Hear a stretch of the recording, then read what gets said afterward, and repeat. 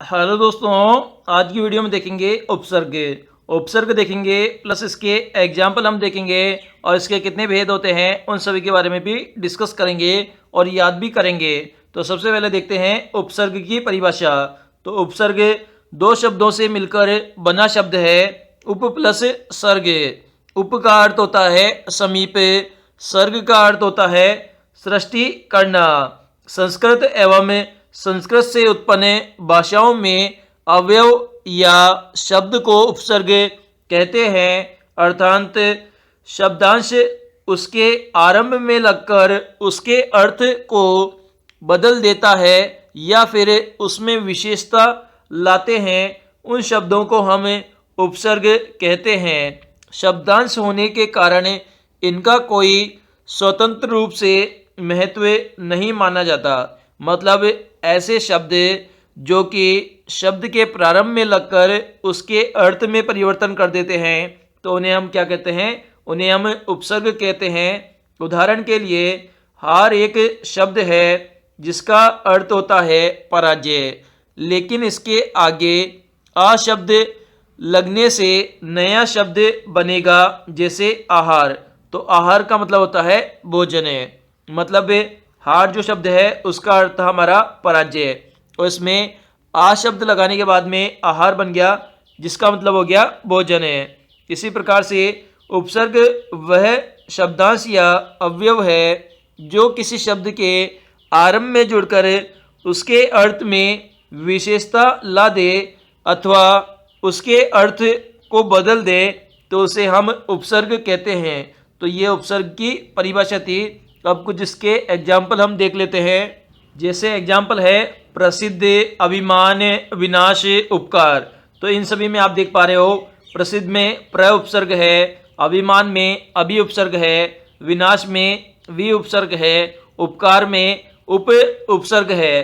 तो इस प्रकार से हमने सभी के उपसर्ग देख लिए। अब इनका उपयोग देखते हैं। उपसर्ग शब्द से पहले आते हैं, ये सभी को ध्यान है। सबसे पहले बात करते हैं अन उपसर्ग। मन शब्द से पहले रख देने पर शब्द हमारा बन जाएगा अनबन, जिसका विशेष अर्थ होता है मन मुटाव। कुछ उपसर्ग के योग से शब्दों के मूल अर्थ में परिवर्तन नहीं होता, बल्कि तेजी आती है। जैसे कि हमारा एक शब्द है भ्रमण, तो भ्रमण के आगे हम परि उपसर्ग लगाने पर हमारा शब्द बन जाता है परिभ्रमण, जिसका अर्थ होता है तेजी आएगी इसमें। कभी कभी उपसर्ग के प्रयोग का बिल्कुल उल्टा अर्थ निकाल देते हैं। जैसे कि जय, जय शब्द सुना होगा, मतलब जीत, तो इसमें परा उपसर्ग लगाने पर बन जाएगा पराजय।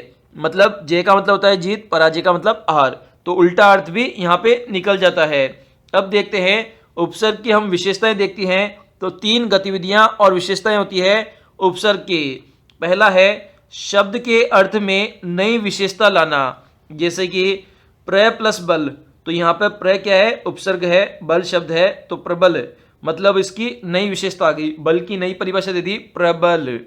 अनु प्लस शासन, शासन को इसने अनुशासन, अनुशासन बना दिया, मतलब इसकी नई विशेषता आ गई शासन की, अनु उपसर्ग लगाने पर।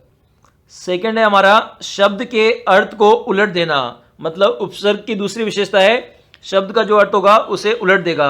जैसे ए प्लस सत्य, मतलब असत्य, मतलब सत्य को क्या बना दिया इसने? असत्य बना दिया, ए उपसर्ग की सहायता से। नेक्स्ट एग्जांपल है अप प्लस यश, तो बन गया अपयश, मतलब यश को क्या बना दिया हमने? अपयश बना दिया अप उपसर्ग से। तो इनके जो सत्य और असत्य आपस में उल्टे हैं, इसी प्रकार से यश और अपयश आपस में उल्टे हैं। तीसरा देखते हैं शब्द के अर्थ में कोई खास परिवर्तन न करके मूलार्थ के इर्द गिर्द अर्थ प्रदान करना। जैसे कि हम देख सकते हैं वी प्लस शुद्ध, तो शब्द बन गया हमारा विशुद्ध। शुद्ध तो पहले ही था, विशुद्ध एक नया शब्द बन गया, लेकिन अर्थ में कोई खास परिवर्तन नहीं आया। इसी प्रकार परि प्लस भ्रमण, तो शब्द बन गया हमारा परिभ्रमण। तो पहले भ्रमण तो हो रहा था, परिभ्रमण हो रहा है, तो शब्द में कुछ ज़्यादा परिवर्तन नहीं आया। अब देखते हैं उपसर्ग के भेद। तो उपसर्ग के 4 भेद होते हैं हमारे। संस्कृत के उपसर्ग, हिंदी के उपसर्ग, अंग्रेजी के उपसर्ग और अरबी फारसी के उपसर्ग। इन चारों के उपसर्ग होते हैं उपसर्ग के भेद। तो आशा करता हूं दोस्तों उपसर्ग से रिलेटेड ये वीडियो पसंद आया दोस्तों। अगर वीडियो पसंद आया दोस्तों तो इसे अपने सभी दोस्तों के साथ फेसबुक और व्हाट्सएप अकाउंट के माध्यम से शेयर भी कर दीजिए दोस्तों।